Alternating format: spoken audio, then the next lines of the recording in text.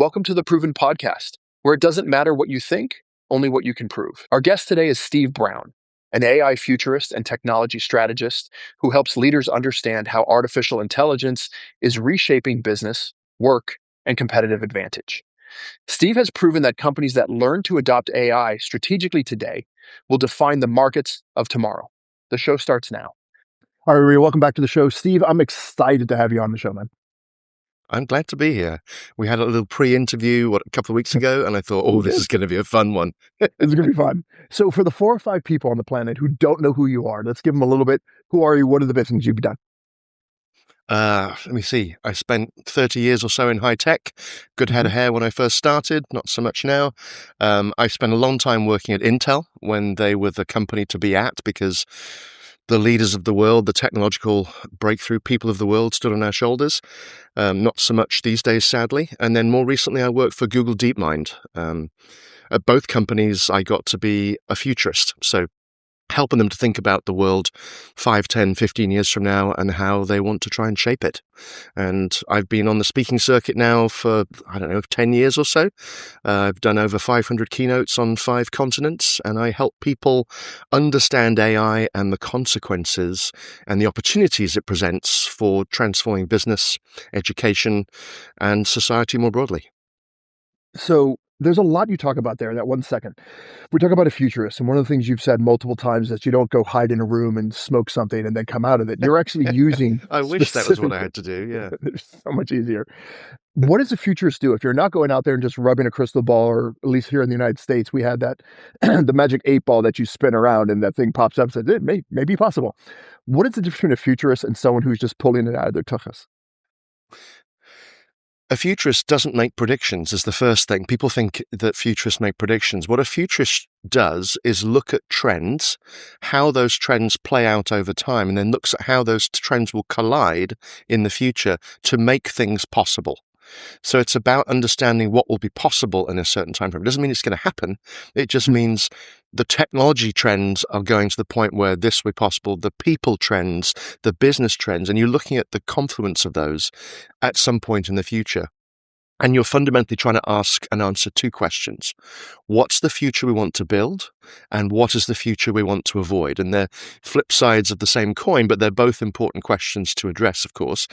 Perhaps if we had addressed that when we were thinking more about social media, people thought about the future they wanted to build. Oh, people will share information and recipes, and didn't think so much about the future we want to avoid, which is the situation we're in today. Regrettably, people, when it comes to AI, do have a very specific future they're terrified of, that they're trying to avoid. Most people, when they talk to me about AI, they're thinking, oh, it's ChatGPT, and I'm going to be fired, and I'll have no jobs, and I'm going to be living in a 2-story Dorito bag. Let's get the elephant out of the room first and have that conversation. Is AI going to be the extinction of employees? Not in the short to medium term. Long term, perhaps, and maybe that's a good thing, and we can talk all about that. The opportunity, and it also, my answer depends on how leaders behave. If leaders stay stuck in a 20th century mindset of, I use technology to cut costs, improve productivity, and automate as much as possible, and that's what I need to do for the shareholders to create long-term value, right, which is their fiduciary responsibility. They need to shift their mindset to instead be thinking, how do I use AI to build an AI-first company, accelerate and elevate the people that I have, and amplify the human capital so that I stop thinking about growing my company 10 or 20 or 30% every year, but now I'm trying to grow 10x or 20x per year, because I'm using AI as the engine and wrapping my people around that engine, leaving scarcity behind, because most leaders and managers, they're managing resources. That is their job, right?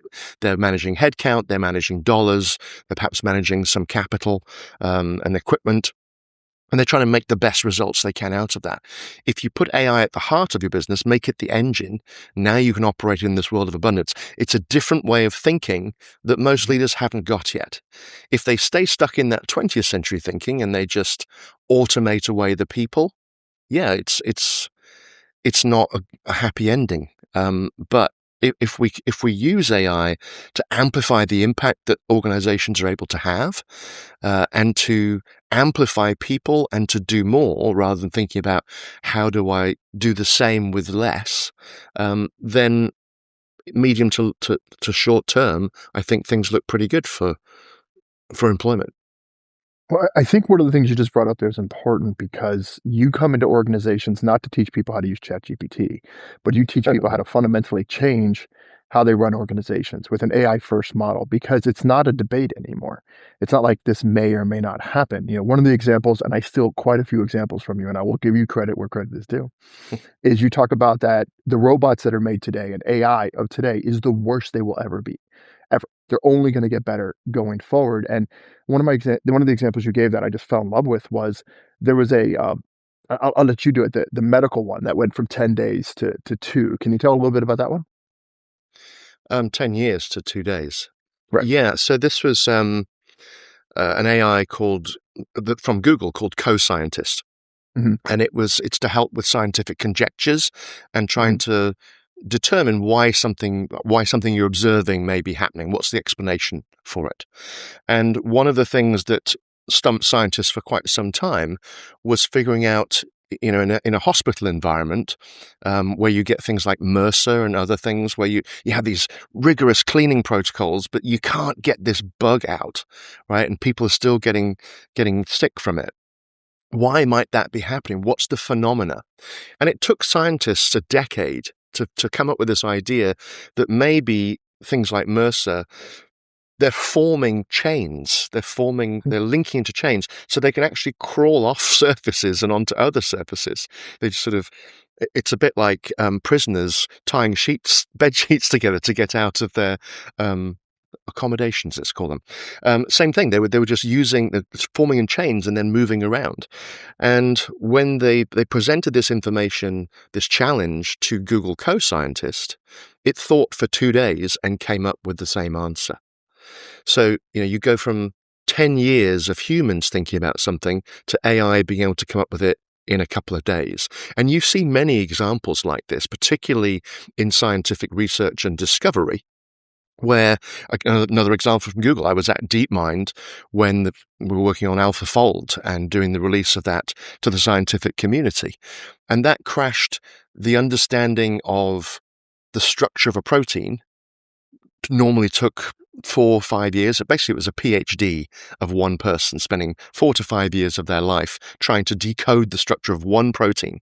There are about mhm. 20,000 different proteins in your body. Um, and it was now able to do it in seconds, accurately. And that information is now empowering the medical research industry for the next 10 and 20 years. And we will see new drugs and new therapeutics come out of it, perhaps understanding disease paths for Alzheimer's, Parkinson's, and other, debilitating conditions. And we'll see breakthroughs in the next 5 to 10 years around that because this AI was able to do all this decoding. So this is just the start of what's about to happen. And the reason I ask is we turn 10 years into 2 days. You turn 4 years into seconds. And the reason I bring this up is if you're in business, if you're trying to scale, if you're trying to get moving forward, this is what's already coming. This is the tidal wave. You're already sitting on the beach. You're going to have to survive this. You're going to have to learn how to surf this and do this.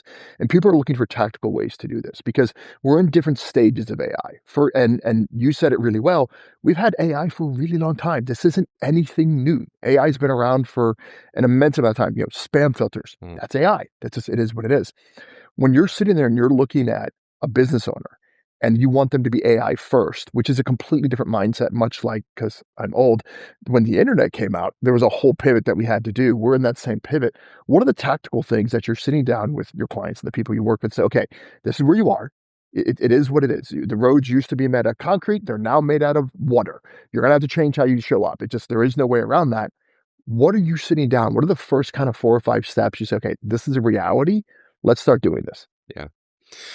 Great question. So a lot of my clients, I show up and they want to pat themselves on the back a bit, and they'll say, we have an enterprise license for Copilot now. Like this is going to make a difference. And I say, well, good, that's good, that's great. But that's not you're 1% of the way there. The other 99% of the opportunity is still on the table. So let's talk about what that is. And the first thing I do is start off with a thought exercise. Imagine an AI native company that is coming after you. They're well funded. They have the people, the talent that they need. They have access to AI technology. And once I've explained the different types of AI, because there are many different flavors, as building blocks, like Lego building blocks that they can start to put together to make business solutions. Once they understand those, I say, well, okay, if you were an AI native competitor, if you left this business tomorrow and you went to this AI native company, what would you do to compete aggressively? What does that AI native business look like? AI native being you're building a business from scratch, knowing everything that you know about AI and knowing about its capabilities now and in the next 2 years. What would you build? Mhm. Would it be the same as the business that you just come from? Well, no. Okay, well, let's talk about what that would look like. And then how are you going to start to build that inside your existing company? You're not going to become AI native because you're not, Mhm. but you can become AI first. And I give them the example of internet first businesses. Amazon, great example, right? Mhm. They were an internet first business. They came after retail and started to eat retail's lunch. So what did retail do? They became not internet native, but internet first. And Target and Walmart and all of the big box companies that Amazon was coming after adapted and said they invented this whole omni-channel idea, right? Where you could buy online, return in store. And their focus was on, we're going to match Amazon capability for capability. We're going to go online and do all the things. But we're going to leverage the fact that we're not internet native, we're internet first.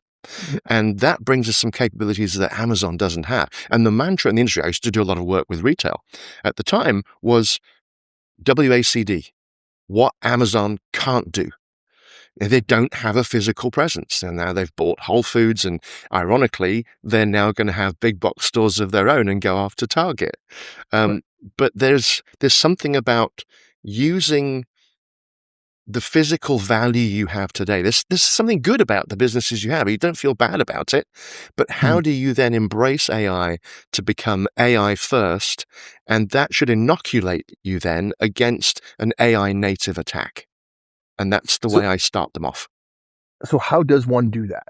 Right? How does a company become AI first and do that pivot? Because yes, Target and Walmart and all of them adapted, and they did have an internet presence, and they said, "This is what we can do that other ones can't do," and other ones didn't, like JCPenney's and Sears and Kmart. They were too late to the game, and they don't exist anymore, Mhm. which is still wild to me. But it's going to happen if people don't adapt fast enough. What I'm trying to do here is give people that competitive advantage, and I think that's what you try to do as Yeah, well. absolutely. And it means you first of all have to let go of the past. You have to let go of today, the status quo. A good example of a company that didn't do that was Blockbuster. Mhm. You know, Netflix used to compete with them with DVDs. And then Netflix realized, oh no, we need to pivot to being an internet first company. And we're going to let go of mailing people DVDs, go online. We're going to upset some customers, but Mhm. we're going to leave these Blockbuster people behind. So that's what you're trying to do is think, given the new technology, how would I deliver value in new ways? Mhm. What are the approaches I need to do that? And so to become AI first, there's 3 chunks of effort you need to go through. The first one is, how do I use AI to amplify my people? And you want to ask questions like, if my best employee could be everywhere all at once, what would that unlock? Because that's what you're trying to do. You're trying to use AI to amplify people, to use AI agents to mirror the abilities of your human talent and to amplify them so they can effectively be everywhere at once. So that's the first sort of question you want to ask. If I could use AI to offload all the busy work from my employees, what would that allow them to do that they don't have time to do today? So think about, how do I use AI to unlock the latent abilities and capabilities of my human talent, not to replace them, but to amplify them. And with the goal of, how could I have 10x the impact we have today let's say a year from now or 2 years from now. So that's the first bucket of effort, is amplifying your human talent. The Can you second give one us an is, example? Can you give me an example of that before we lose people? Like someone you've worked with, like yeah. this is what we actually did. It might actually be too early to give a good example of this, Okay. just because agent technology is what we're really talking about here, and we're in the early phase of agentic AI. And agentic AI is essentially it's a smart piece of software that behaves like a digital employee, and they're going to get better and more capable over time. But what you're trying to do is pair your employees with agents. And there are going to be 3 types of agents, by the way. So let's talk about those and how you might put them into your workforce. The first type of agent is an offload agent. It does exactly what you'd expect. It offloads a task from your employee. This is the freeing them up from the busy work, booking meeting rooms, booking flights, that kind of stuff. So you're offloading. The 2 more interesting types of agentic AI are elevate agents and extend agents. Let's talk about the difference between those 2.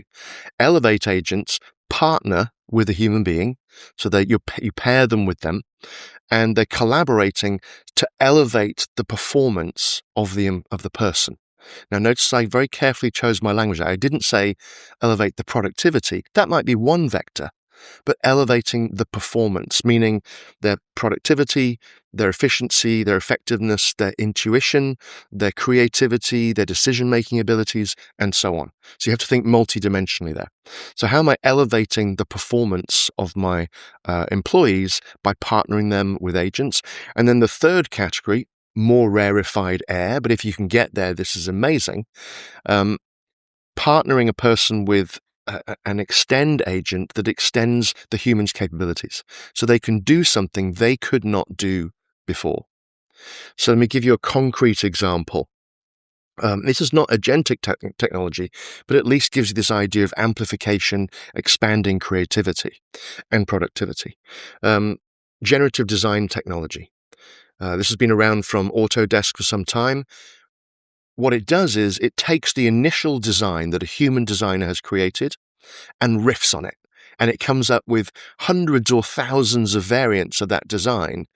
And the human designer has said, hey, I'm trying to optimize for this or that. So a good example I talk about in my keynotes is the bulkhead design of an A320 aircraft. Now we're getting super concrete. The skeleton that's inside that bulkhead is this weird design. And when you see it, you think, well, that wasn't designed by a human. And it wasn't. But it also wasn't designed by an AI. It is the result of a human and AI collaborating together. What the human does, they create the initial design, they specify to the generative design software, which is AI-based, that it needs to handle 4.5 Gs of tension, right? Because the bulkhead is there to hold the fuselage together. Kind of important. But it also matters on a plane what the weight is.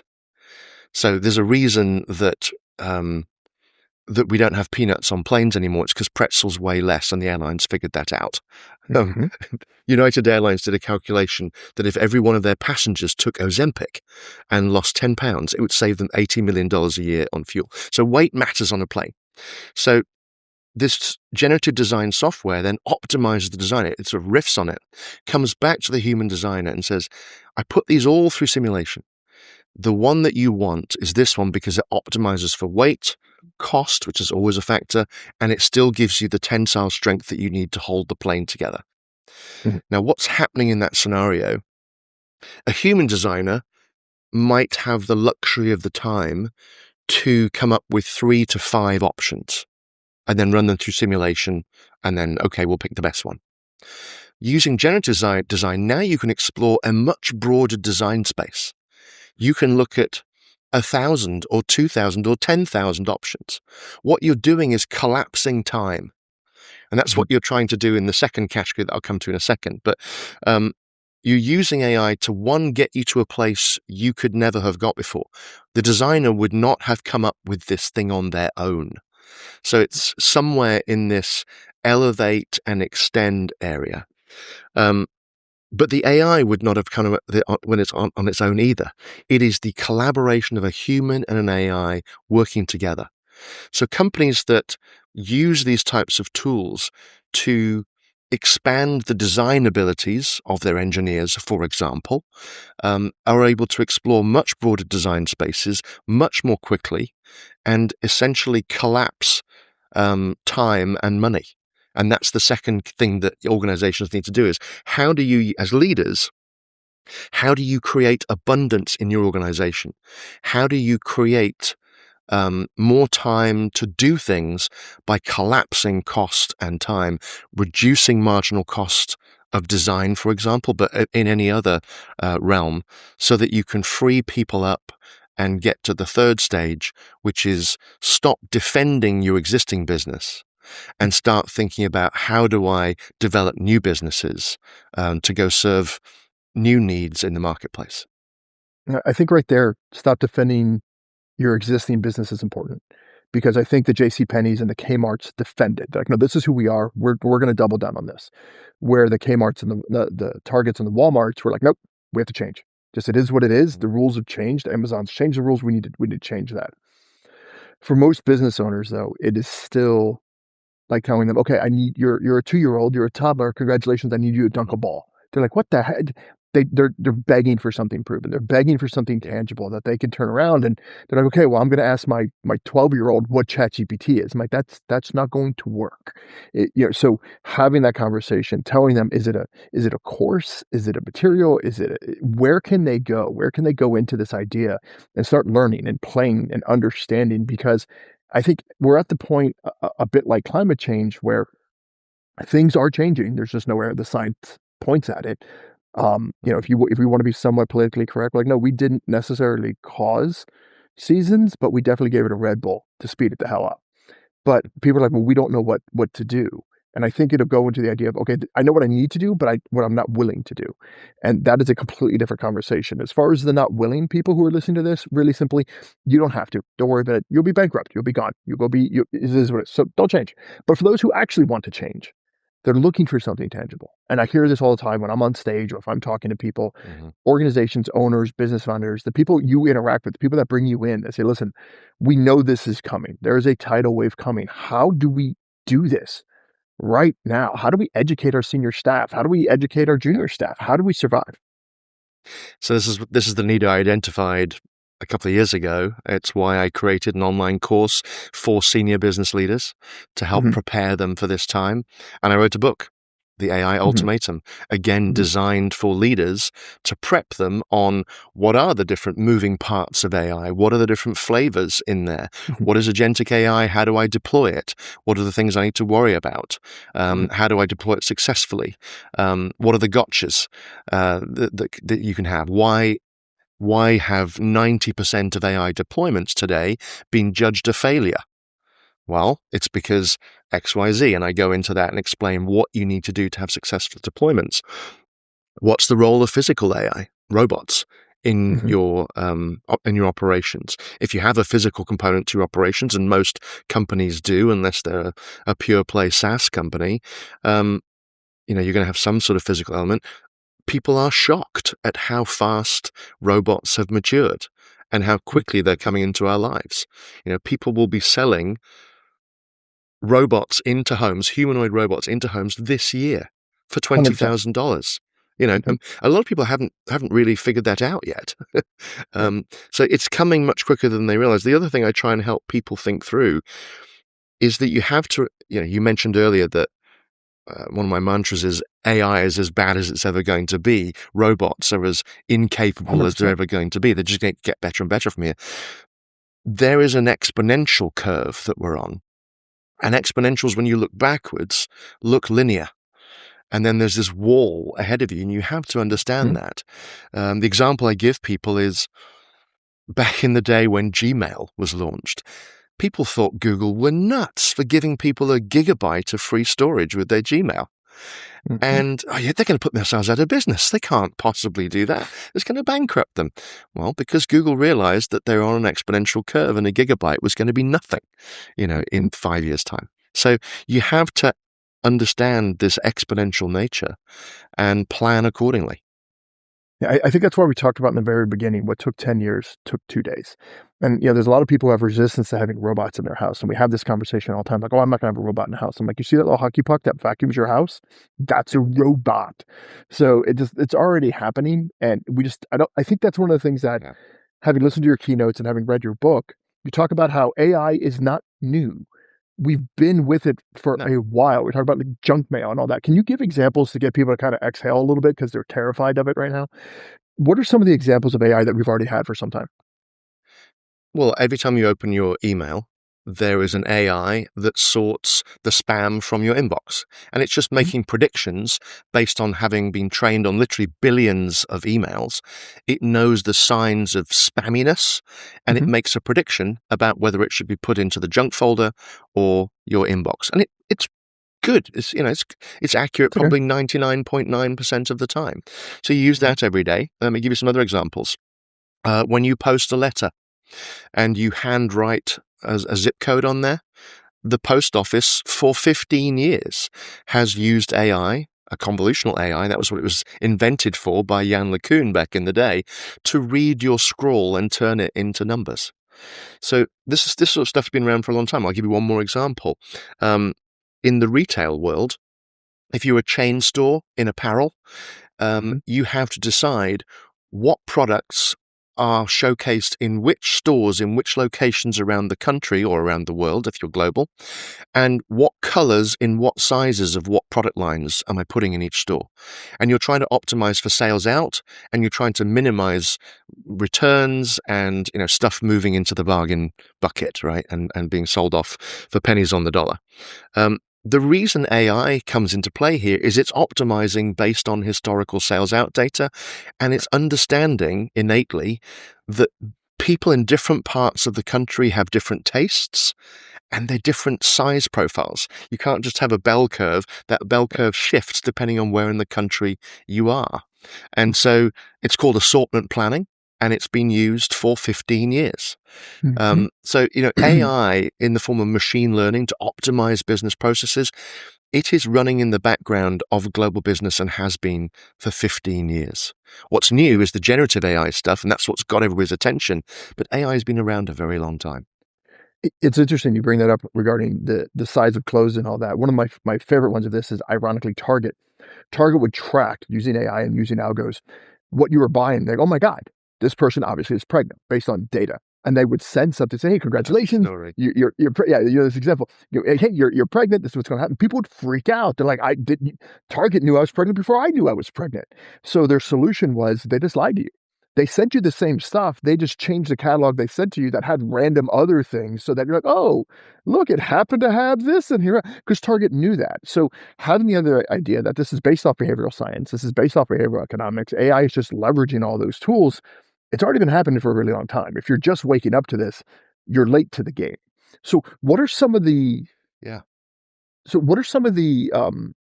industries or jobs specifically that you're like, no, it's over. You need to retool right now, and then we'll talk about how to retool in a second.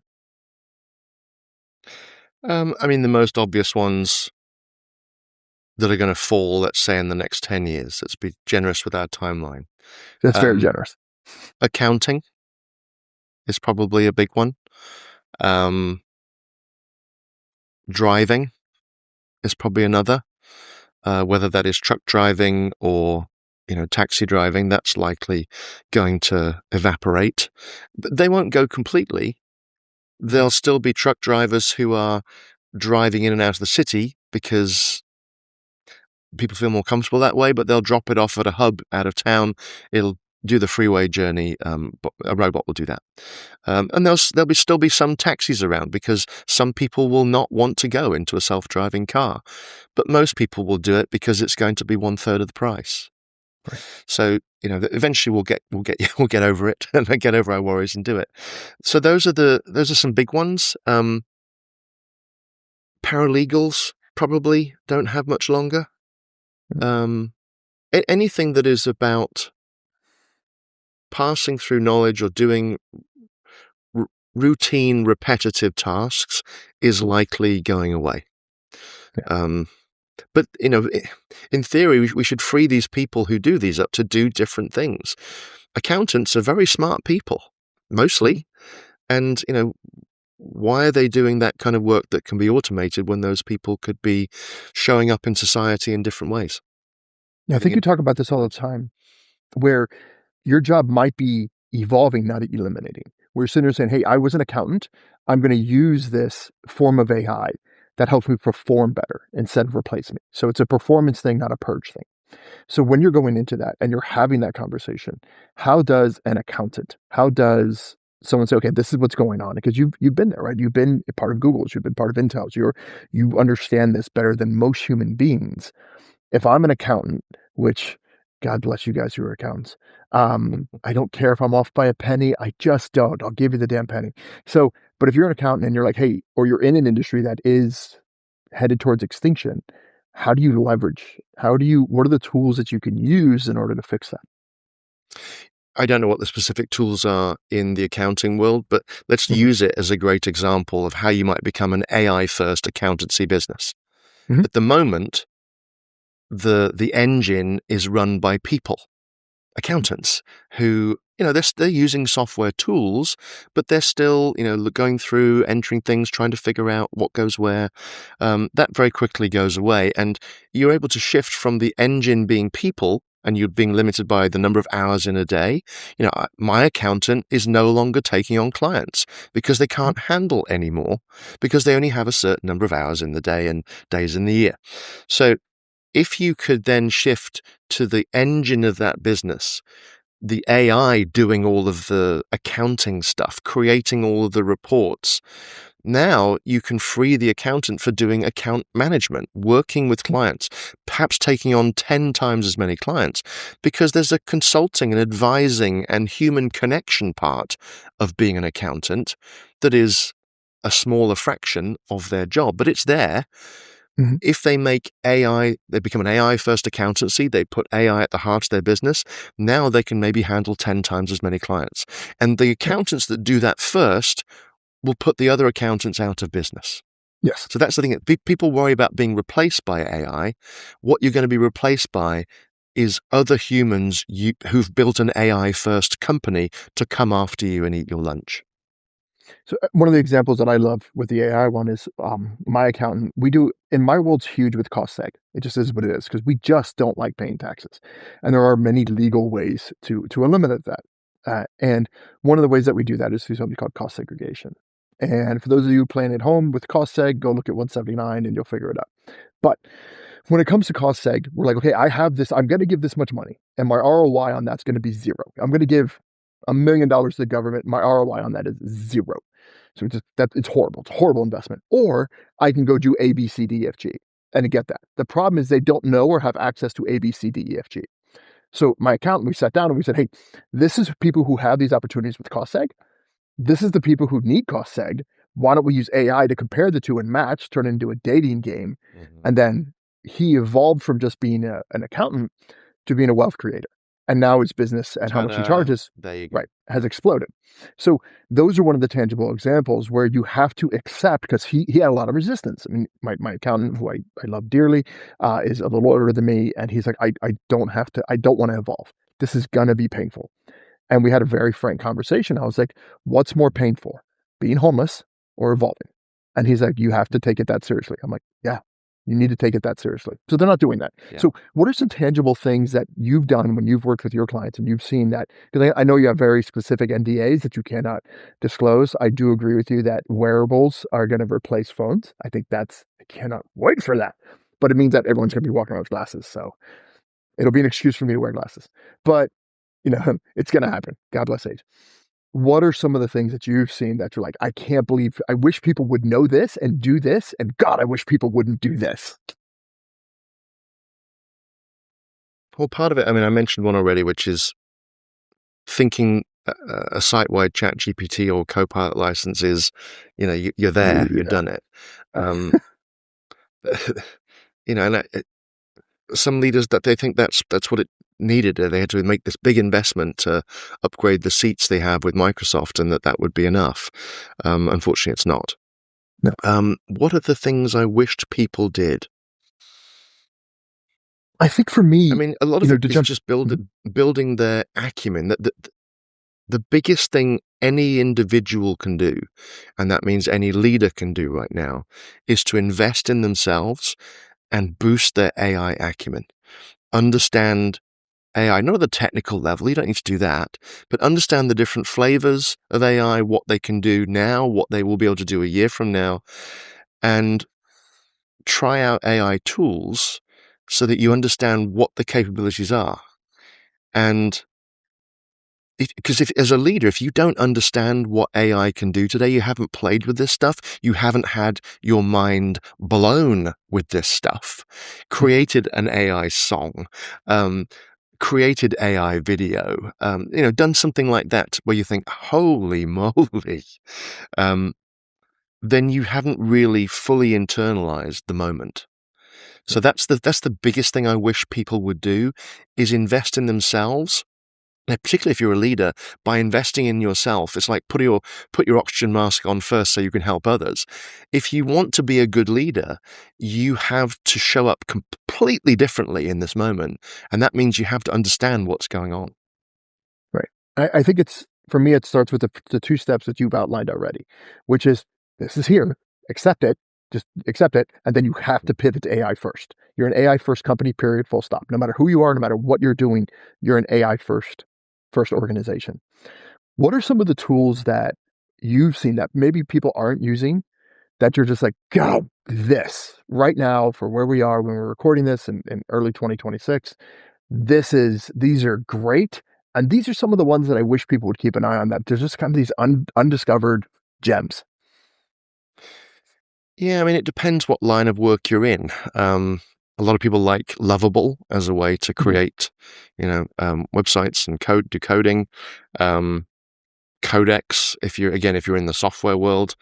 If you're a leading software company, whether that's Apple or OpenAI or ServiceNow, you are deeply using AI coding tools to amplify the output that your software programmers can create. They're Mhm. not looking to replace their programmers at this point. If you have a choice of, well, I can do 10 times the amount of code with a person now that I could a year ago, do I need 1/10 of the programmers, or do I want to create 10x the amount of software? 10x the amount of software, please. Mhm. So those sorts of tools, I think, are transforming anybody that is writing any kind of software. Um, and there are some leading companies that are saying they are either already to the point where every line of the code that they're checking in for their new piece of software is AI generated, or they will be there by the end of the year. So if your organization has some software component and you're not on that timeline, not on that path, then you're behind. Other tools I would recommend. I mean, here's a fun one for content creators. I really like Opus Clips. Are you familiar with it, Charles? I am. Yeah, I am. My yeah. team's So having me do it. I take a keynote, I point it to a keynote on YouTube. Opus Clips sucks it in and creates lots of little clips in different, form factors. Drops in subtitles for me automatically. I just pick the ones I like and stick them to social media, and it does it automatically. It saves hours and hours of time. And Mhm. I couldn't believe how cheap it was to use. So I signed up immediately. So these are the types of things. And there's usually a tool for anything that people are doing. You just have to find it. Yeah, Google Notebook is one of them that I love.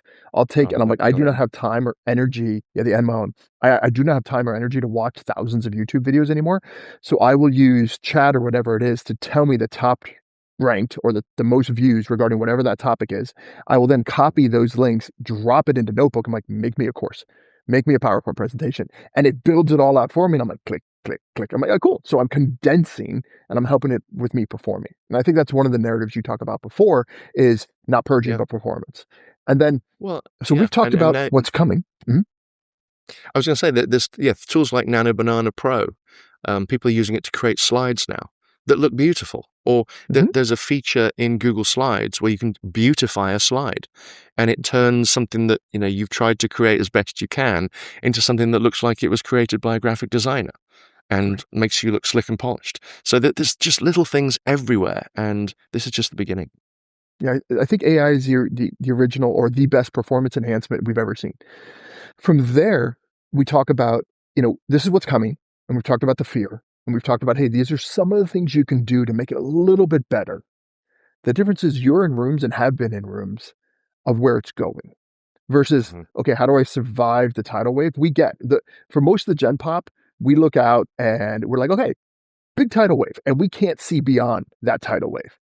You've been on the other side of the tidal wave. You've talked about and you've been in the rooms with Google and with Intel saying, hey, this is where we're going to go. It's cute that they're trying to catch up with what we talked about and thought about doing 5, 10 years ago. That's adorable. Let them try and catch up. This is where we're going in the future. I know you're limited on what you can share, but Mhm. what are the things that most of the Gen Pop and the people like me who are like, hey, I'm kind of doing okay, have no idea about that, where we're going? What is that stuff as a futurist that you've talked about? This is Yeah. what's next. So I've got good news and bad news. We'll start with the good news first. Mhm, I suspect that, and we can talk about the timelines, but I suspect that we are moving to the third phase of humanity. mhm, And what I mean by that is the first phase was our survival phase. You mhm. know, Stone Age, hunter-gatherer, subsistence farming. You're just trying to get to the next day and stay alive. Right.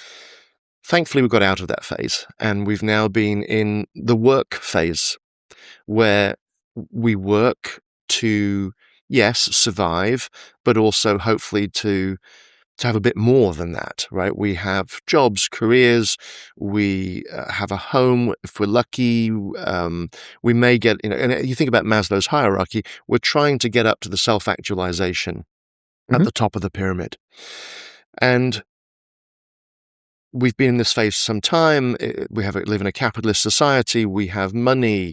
Um, we're all striving to be better, to live better lives, either for ourselves or for our children or both. And we've been in this phase for a couple thousand years. We might, with AI, be able to get beyond that.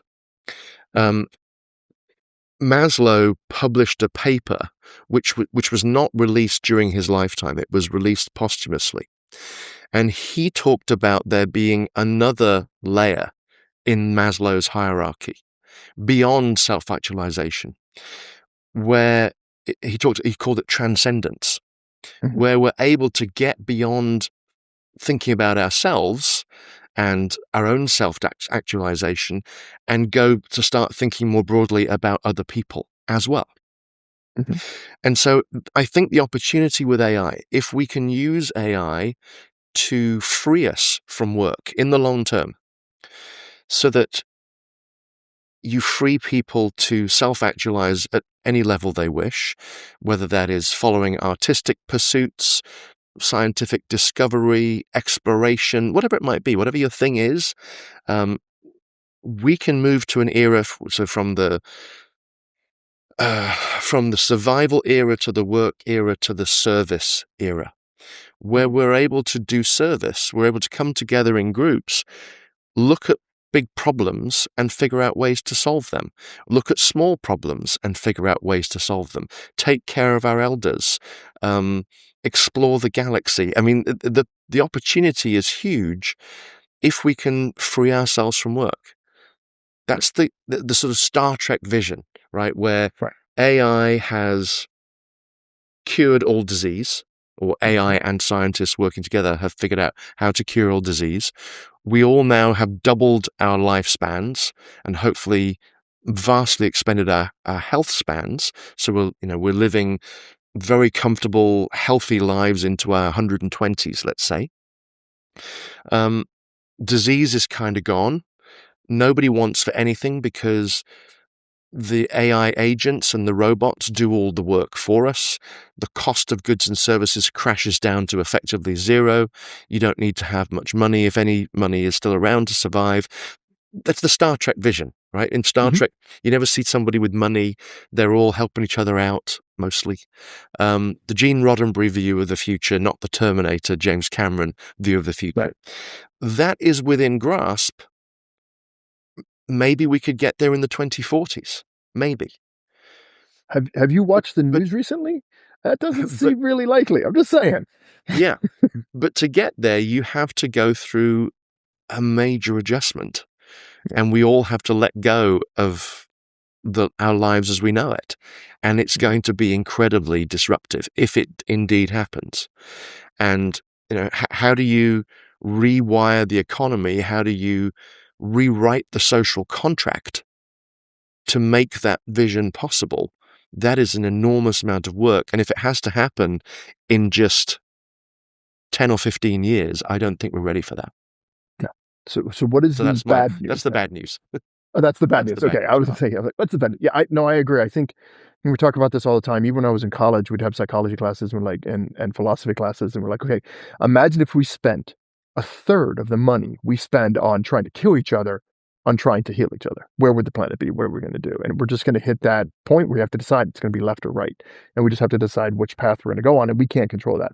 One of the things we can control is kind of how we educate ourselves, what we read, and all that. So if people want to track you down and get access to that stuff and see those type of information, and they want to find more access to you, how do they find you? What's the best way to interact with you?